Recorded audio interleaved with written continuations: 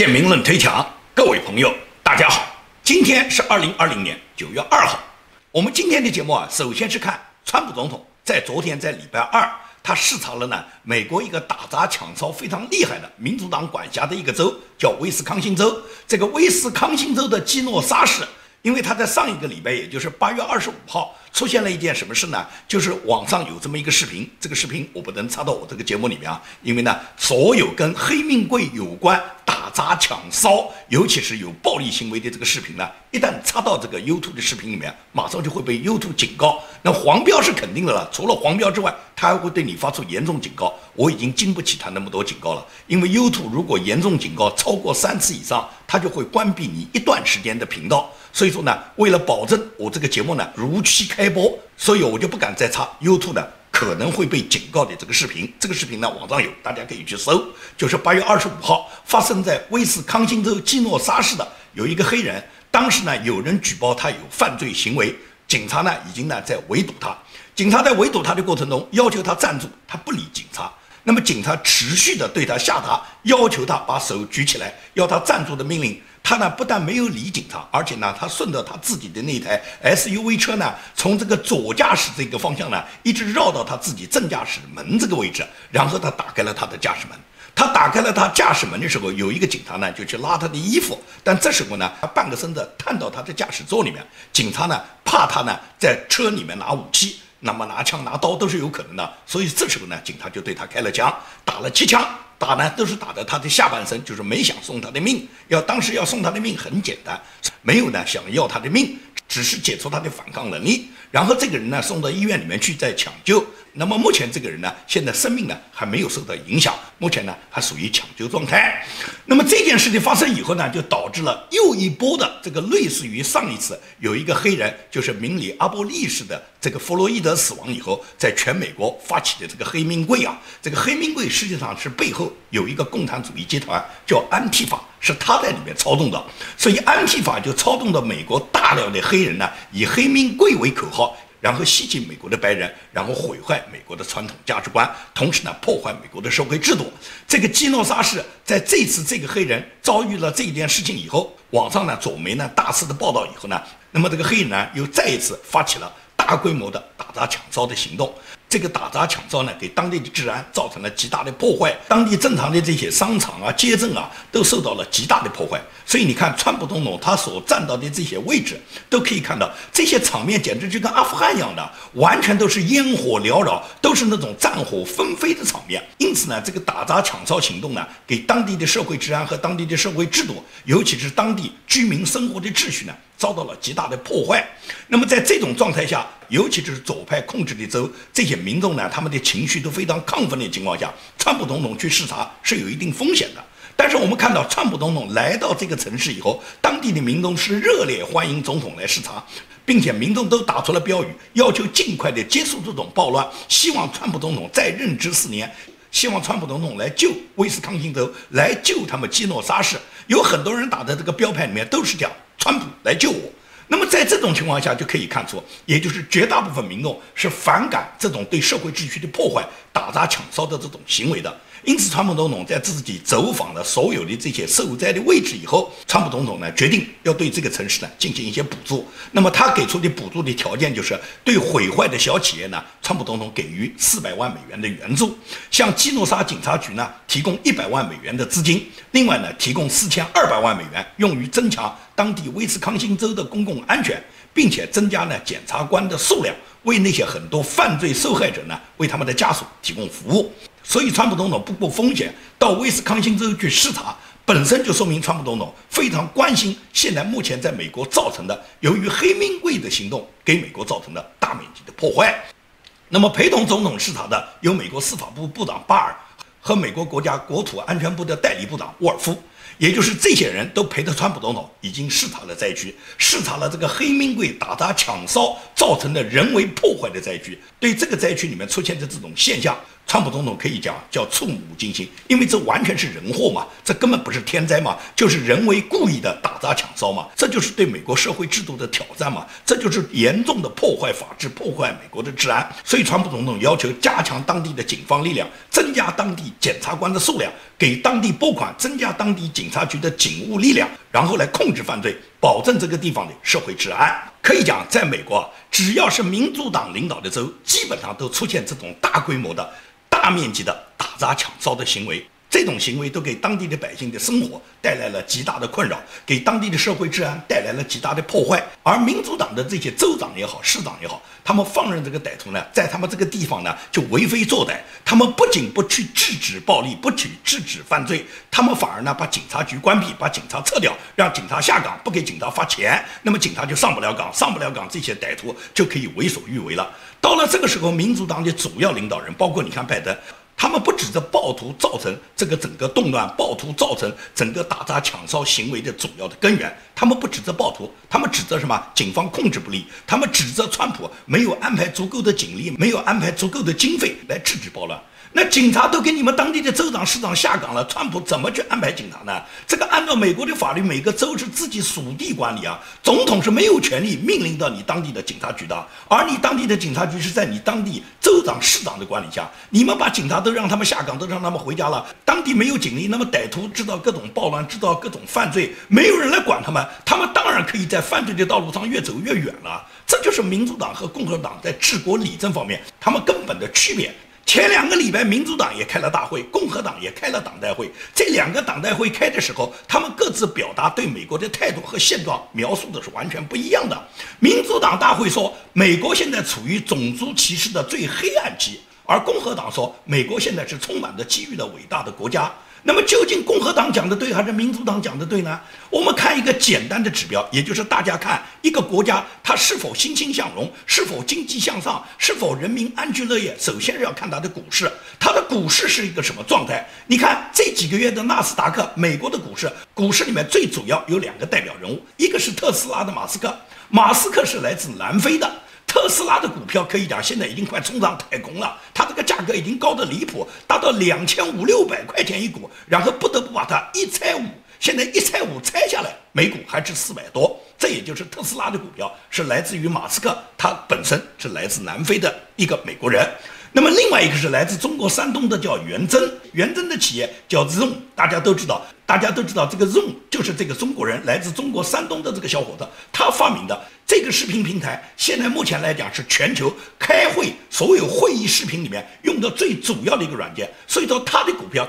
就这2天，昨天前天2天就飙升了50%。所以说你就可以看到山东的这个元真和来自南非的这个马斯克，他们如果人生活在南非或者生活在中国大陆，他们是根本不可能有这种创造能力，他们即使本人有再大的才华，当地也不会给他有创造的机会，他们只有在美国这个社会才提供了他们的舞台，才提供了他们展翅飞翔、理想实现的这个天空。因此他们2人的成功就可以证明美国这个社会的伟大，美国的创造性的伟大，美国才给英雄有用武之地。这就是共和党讲美国现在真是一个充满着机遇的伟大的国家。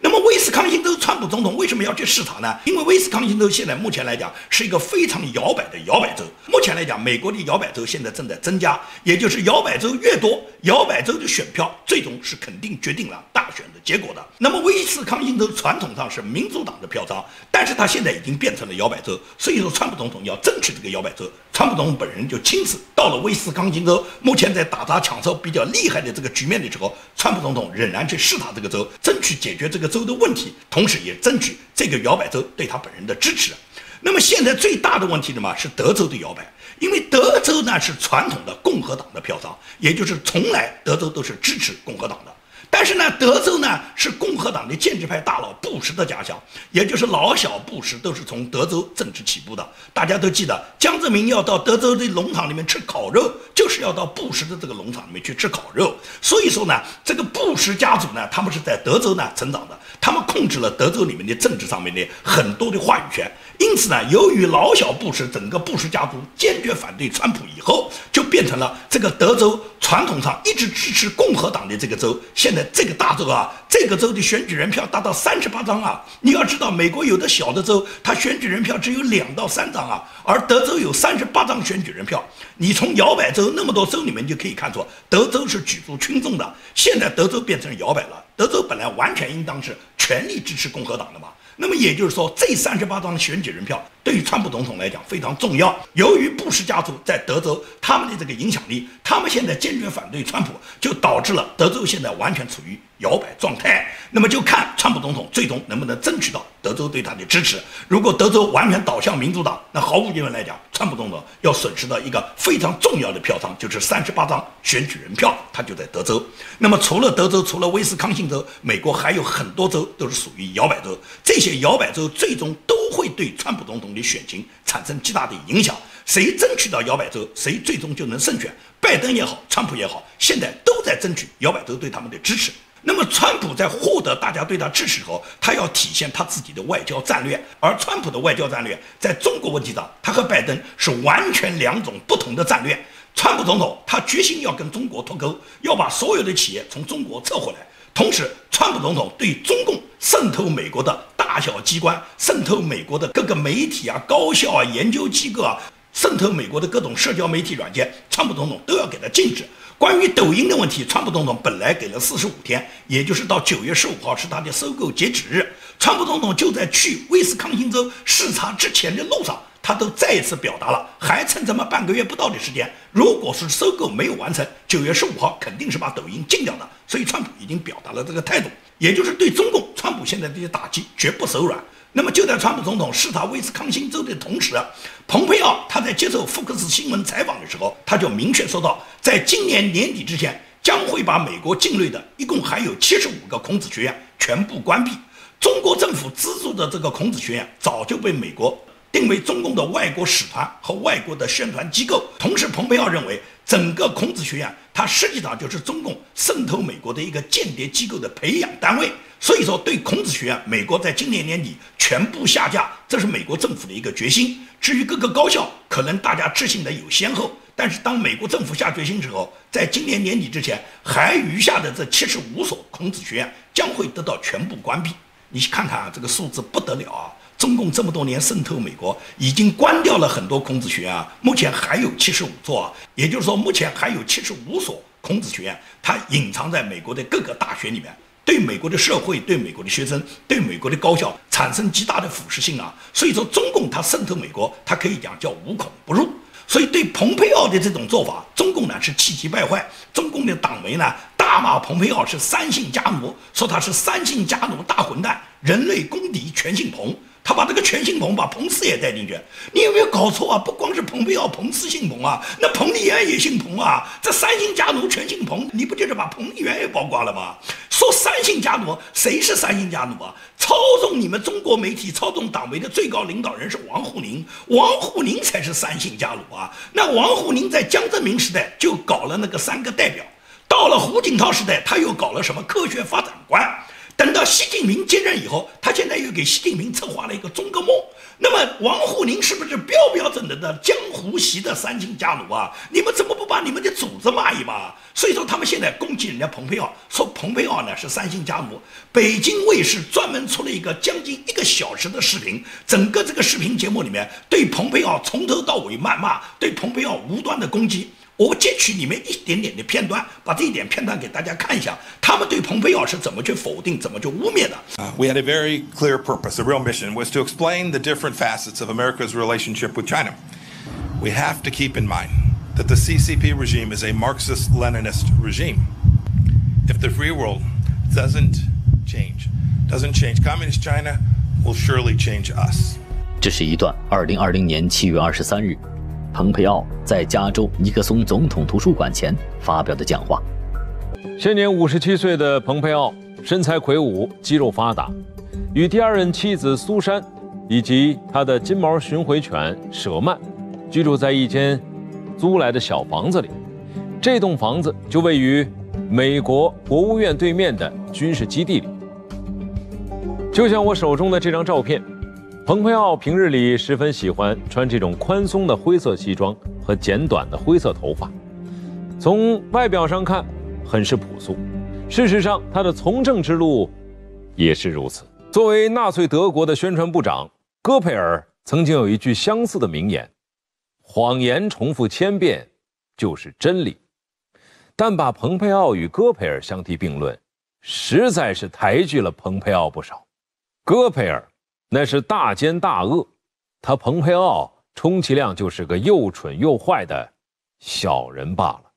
尽管世界那么大，但以蓬佩奥先生为代表形象之一的美国外交策略，已经把3/4的心思都花在了中国身上，可谓用心险恶。在给中国抹黑这件事上，蓬佩奥不需要具备任何外交知识与职业素养，他只需要扮演坏人，扮演特朗普式交易中的那个讹诈者、叫价人。但是他再怎么污蔑，他也不过是给小粉红看看，给中国的那些愤青增加一点骂美国的一些资料，一点都无损于蓬佩奥个人的光辉。可以讲，对于中共不断的攻击蓬佩奥，不断的把蓬佩奥当作个别政客，然后对蓬佩奥穷追猛打，然后通过打击蓬佩奥来嘲笑美国的中共的这个党媒的伎俩，人家美国人看得很清楚吧？你看这个节目里面嘲笑人家蓬佩奥，说是住在华盛顿的一个小房子里面，和他老婆两人带着一条狗，然后是租的一个小房子。讲这个话，你好像是嘲笑蓬佩奥穷，蓬佩奥买不起房子，住在华盛顿的一个小房子里面，而且还是租的。你有没有想过这是蓬佩奥的廉洁啊？蓬佩奥是国务卿啊，担任过美国中情局局长啊，是西点军校排在第1名的优等生啊，是哈佛大学的法学博士啊。就凭蓬佩奥，无论是学术上的地位，还是他自己担任的国家的职务，国务卿是什么？国务卿是国家总统一旦出事以后，顺位继承人里面排在第4个的。也就是如果总统不在了，是副总统上；如果副总统不在了，是众议院的议长，也就是 Nancy Pelosi 是他上来接位；如果众议长不在了，是参议院的议长，也就是参议院多数党的领袖麦康奈尔上。那么如果参议院议长也不在了，就是国务卿蓬佩奥上了。也就是按照美国国家宪法，蓬佩奥是国家总统的顺位的第4继承人。可以这样讲，一个国家的最高领导是国家顶尖的领导层级的领导人了，他本人不过是花钱租了一个小房子。那么这种连结，我觉得你没看到吗？中国一个村长可能都要住着几百平方的豪宅吧，在美国一个国家领导人还要自己花钱租房。你觉得你看过有几个国家的领导人有那么连结的呢？你真的把中国人那种嫌贫爱富的那种方式来嘲笑人家蓬佩奥，你完全不理解美国的伟大就在于美国国家里面任何一个领导人，他们都是全心奉公，他们才是真正的为人民服务，没有通过权力来谋取自己的私利。蓬佩奥作为中情局局长，作为国务卿，他要谋取自己私利，要买个几百平方、几千平方的豪宅，那不是分分钟能办得到啊！可以讲，无数人想给他输送利益啊，就你中共就想给他输送无数的利益，但是人家蓬佩奥会理你吗？所以说，对于中共的这种抹黑呢，彭斯副总统他就专门转发了一张照片，这张照片也就是川普总统、彭斯副总统和蓬佩奥3个人在白宫的一张合影。大家从这张照片里面就可以看到灭共3剑客的形象，也就是彭斯副总统通过这种方式来证明他挺蓬佩奥，来挺川普总统。因此你可以看到，现在华盛顿的这个生态，华盛顿政治家里面，他们团结一心、一心克共的这种意志。这也就是川普总统的女儿伊万卡，她在共和党党代会上面，她自己个人的这个演讲发言中，里面说到，华盛顿没有改变川普，但是川普改变了华盛顿。To my father, you are the elite. You are the only people he cares about scoring points with. If these problems were easy to solve, previous presidents would have done so.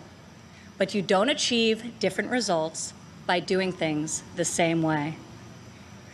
Washington has not changed Donald Trump. Donald Trump has changed Washington.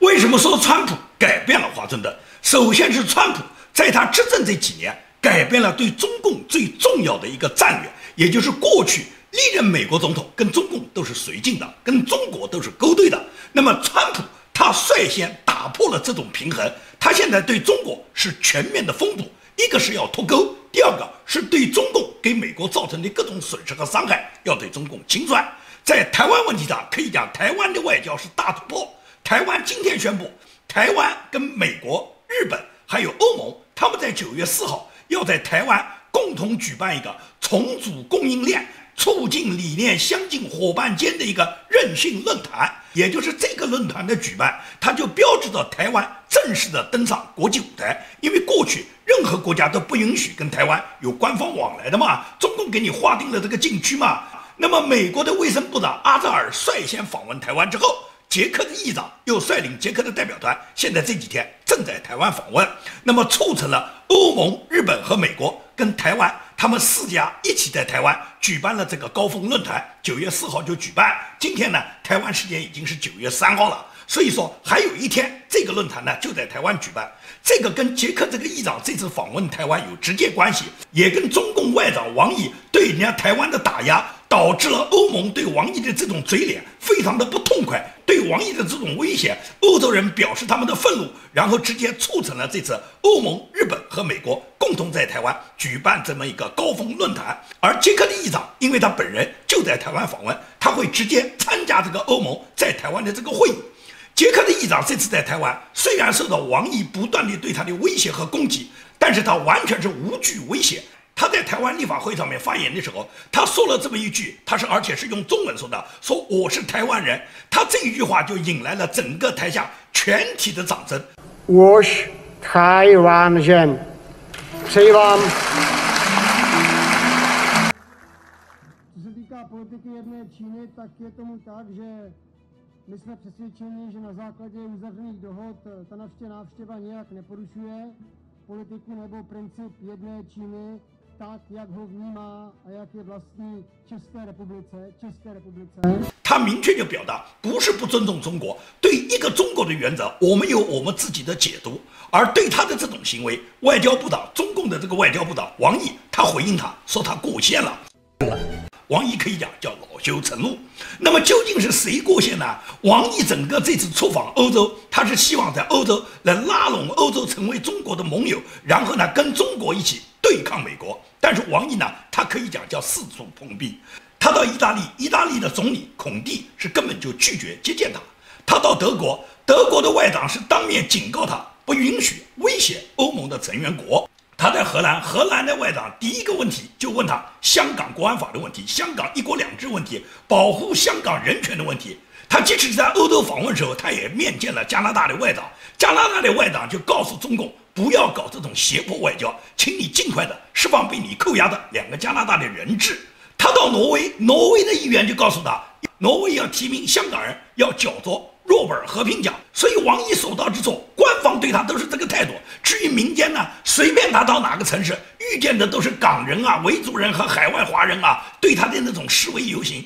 弄了半天就是王毅过线，不是别人过线。王毅过线的结果大家都看到了，美国也好，日本也好，欧盟也好和台湾，他们可以规划国际上的未来秩序。这就是台湾，他通过美国跟他之间的访问，由于美国卫生部长阿扎尔的访问之后，带动了欧洲的盟国现在不断的跟台湾发展官方往来。所以说台湾最终被国际社会承认，被国际社会大部分国家跟他建立外交关系，美国重新承认中华民国的历史地位，甚至把中华民国迎回联合国常任理事国，这都是完全有可能。看到台湾能跟欧盟、美国和日本共同在台湾举行高峰论坛的时候，我估计习近平肯定是哭晕在厕所了。前几天他还弄了9个专家去忽悠他，这9个专家除了耍他，除了吹捧他，让他继续做天子梦之外，别的他什么也没有。说句真话，习近平离7幺349沟的路已经越来越近了。他不仅仅是在倒车上急剧的加速，而且你可以看到他这个倒车根本没有刹车的，所以说很快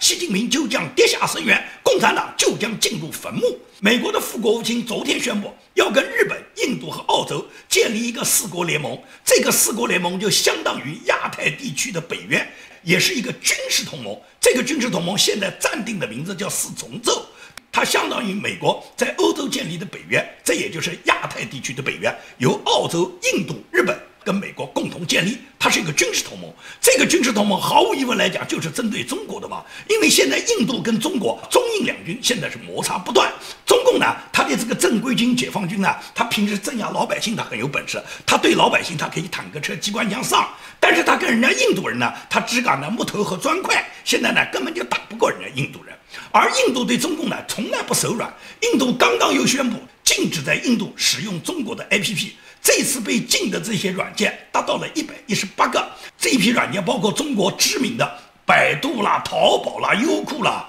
至于抖音和微信早就禁掉了。中共对人家印度把他所有的软件禁了，他是不敢抗议的。美国禁个抖音、禁个微信，他们不断地找律师啊、找华人啊，去对美国进行控诉。在印度你怎么不敢？印度禁了你那么多了，因为他知道印度跟你玩硬的，你跟印度来硬的，你来不过印度啊。他只能到美国，利用美国的那些海外华人，利用美国国家的民主制度，利用美国有言论自由，这些律师可以代理中共的这些案件，然后挑战美国的民主法治。但是可以讲，多行不义必自毙。柬埔寨有一个监狱长，这个监狱长的名字叫康克尤。康克尤刚刚死在狱中。这个康克尤是联合国支持的柬埔寨法院一个特别法庭把他判处了终身监禁的。这康克尤什么人啊？康克尤是原来红色高棉时候，他担任过柬埔寨一个叫土司连地区的监狱的监狱长。在他的手上，红色高棉统治时期，曾经在这个监狱里面给他折磨死亡的人达到1万多人。所以这个人最终被国际法庭进行清算。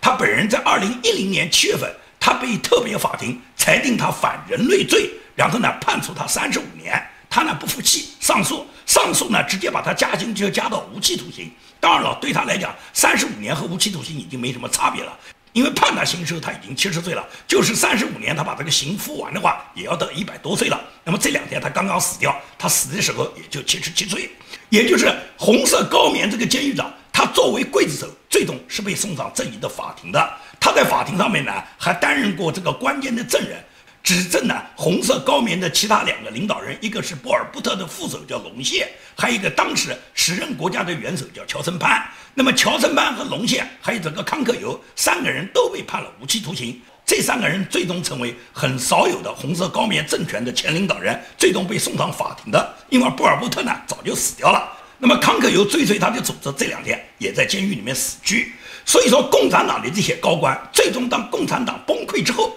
共产党的很多手上沾满人民鲜血的这些刽子手，人民是不会放过他们的，100%会清算他们的。对于共产党那些手上沾有鲜血的少数的共产党的高官那些刽子手，一定最终就会像这个康克尤、像龙谢、像乔森潘一样，最终被人民送上法庭。